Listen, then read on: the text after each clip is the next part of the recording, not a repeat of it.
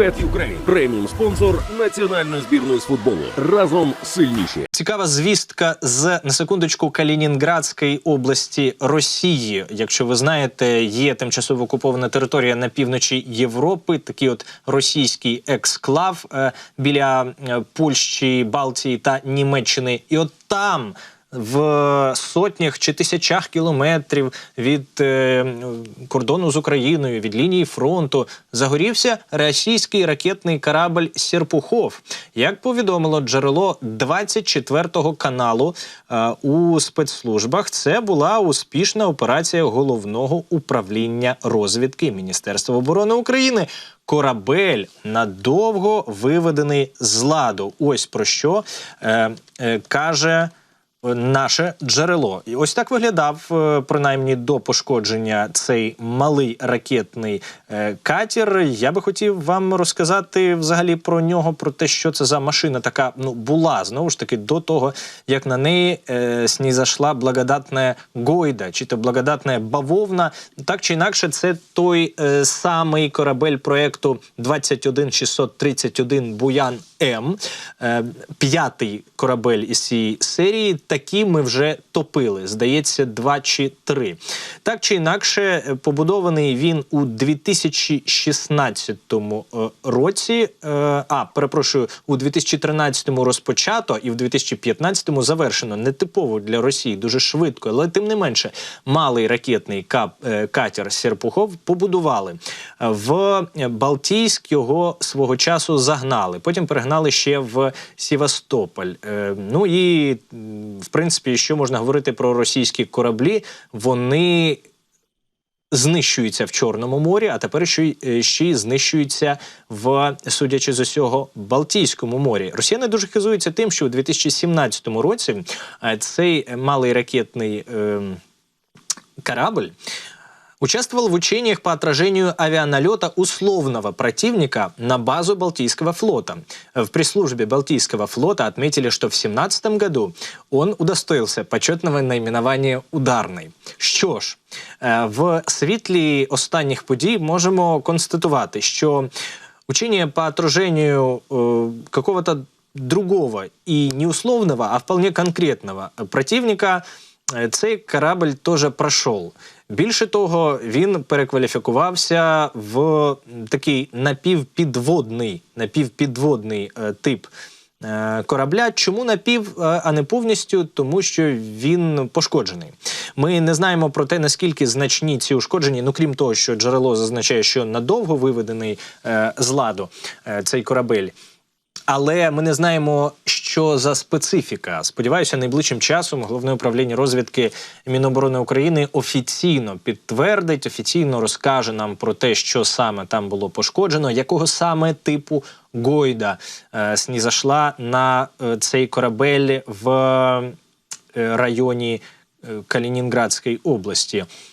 Друзі, це точно новий рівень. Такого ще не було. Я не пригадую, щоб Головне управління розвідки в водах зовсім не того моря, яке вважалося там українським, це не Чорне, не Азовське, територіальних вод у нас в Балтійському морі немає, як і в Північному морі, але якісь операції там відбуваються.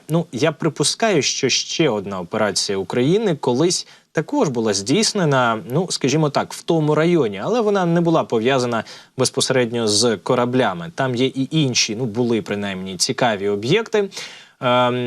Залишаються також цікаві об'єкти. Я не можу, на жаль, називати їх, бо ж знаю, що російська пропаганда підхопить і почне розповідати про те, що Україна взяла на себе відповідальність за все. Так от, Україна ні за що на себе станом на зараз відповідальності не взяла. Окрім того, що захищається від російської агресії і знищує імперію.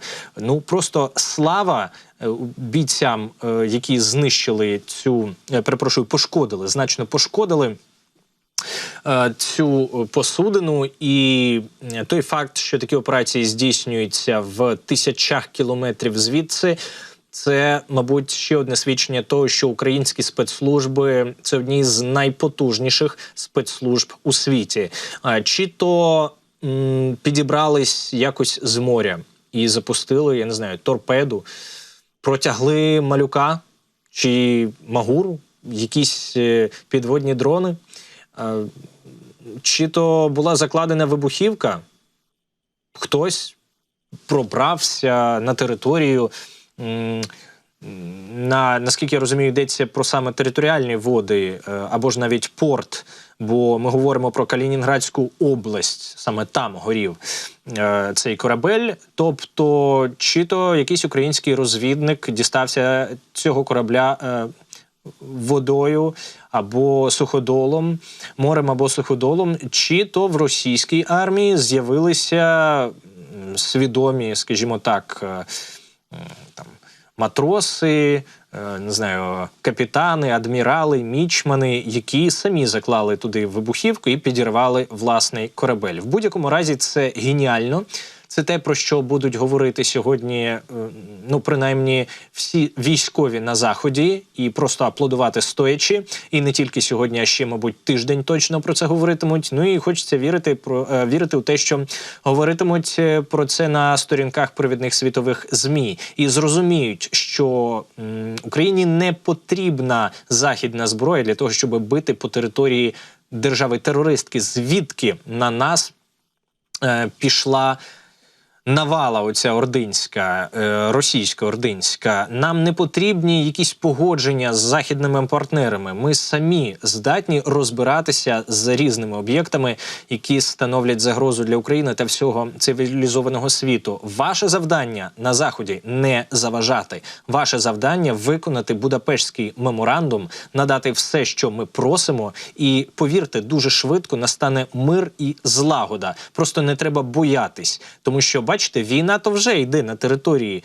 Європи. Ну, Калінінградська область, можна багато говорити про те, наскільки там справедливо розташовані росіяни, але це точно Європа. І це дуже близько до півночі, до центру Європи. Це такий, знаєте собі, подбрюш'я Германії. Кенігсберг, якщо хочете. От в Росії так люблять називати подбрюш'я. Оце подбрюш'я, ваше німецьке подбрюш'я, де вже знищується російський корабель.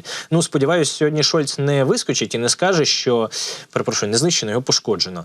От. Але це, мабуть, знаєте, за Фрейдом. Уже дуже хочеться, щоб його було знищено остаточно. Так воно точно і буде, якщо не затрофеять. Так ось, сподіваюся, Шольц сьогодні не вискочить і не скаже, що нельзя такого делать, и вообще это не мы, и вообще Путіна надо понять. Ну, якщо хоч буде якийсь один коментар від Шольца, передайте йому, що я буду на нього дуже злий. Впевнений, для нього це грає колосальну роль.